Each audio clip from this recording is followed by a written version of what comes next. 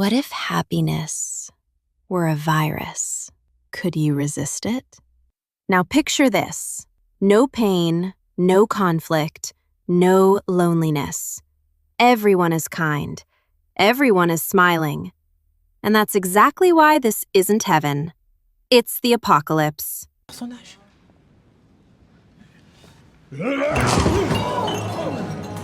Because the moment the virus infects you, the you inside you ends. 1 second later, we begins. You learn there are only 11 people left in the world, so here's the only question that matters. Do you stay an individual or do you become us forever?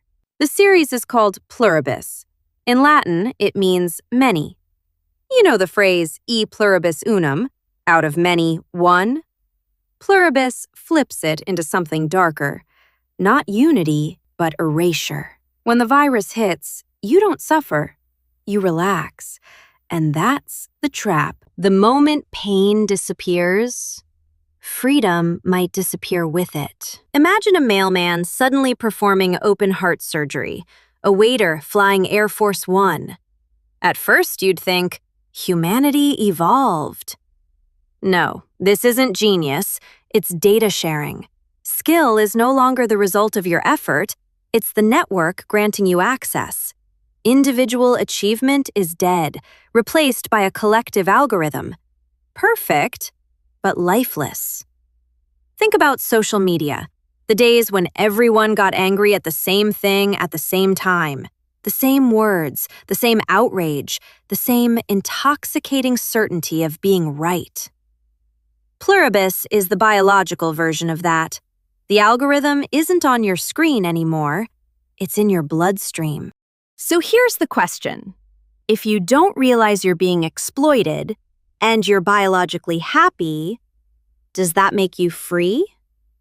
Or does it make you the happiest slave on Earth? What is wrong with you? Is it a medical condition that it can't just stay in? I apologize. What Jung called the collective unconscious has become a physical network here. But it's not solidarity. It's a harvesting system. Let me tell you why Carol Sturka is so valuable. The Hive treats her like a leader, but in reality, it sees her as a resource. Remember the granules at the milk factory? The Hive collects the dead, processes them, and feeds what remains back to the living. The wolves digging up graves isn't a coincidence. The Hive is hungry. It needs biological matter, and Carol's frozen eggs are the real target. Because the Hive doesn't see her as a leader, but as a field to harvest. It wants her DNA to perfect the virus and assimilate the last 11 people who still resist. This isn't torture. It's worse. Treatment. My eggs. The ones I froze with Helen. You have them, don't you? The Hive says pain is a disease, unhappiness is a malfunction. But that malfunction is exactly what makes you human. If you have no pain, you have no boundaries.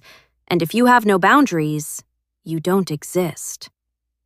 Remember the obsessive Paraguayan character. He trusts nothing. He refuses the food the Hive offers, breaks into storage, and eats dog food instead. He scans radio frequencies every 78 seconds. Why? Because noticing is the first step toward freedom. Up to a point, Carol does the same. First, she stays silent. Keep your knowledge off the network. Second, she says no. The price of free comfort is never free. Third, she protects her pain. Don't let them fix what makes you you. Fourth, she stays incompatible. When everyone looks one way, dare to look the other way.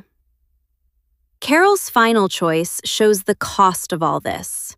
She has an atomic bomb in her hands. Instead of the Hive's breeding paradise, she chooses nuclear winter.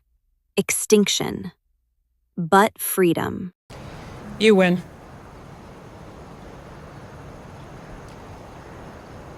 We save the world. Because freedom isn't comfortable. Sometimes freedom is being the only person in a world full of smiles who can still say no. Now imagine you wake up tomorrow morning and your entire city is empty. On one side, the Hive is waiting. It will erase your pain, end your loneliness, and offer you participation. On the other side, there's hunger, exhaustion, but a solitude where your choices are still yours. Which would you choose? To roam the streets and malls alone, loot the stores, and die free?